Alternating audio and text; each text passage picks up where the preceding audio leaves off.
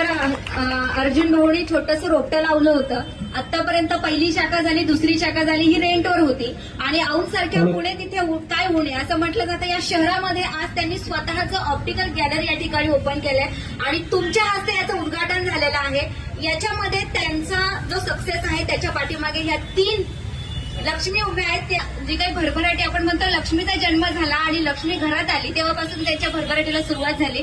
जेव्हा तुम्ही शुभेच्छा देत होत्या आपसुकच दोघांच्याही डोळ्यात अश्रू तरळत होते.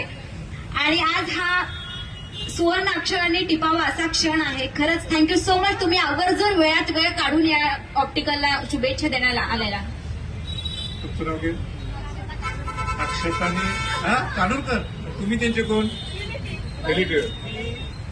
अक्षराने इतक्या चांगल्या पद्धतीने तुम्ही समारोप केला की घरच्यांच्या म्हणजे सहकार्याशिवाय आपण पुढे जाऊ शकत नाही.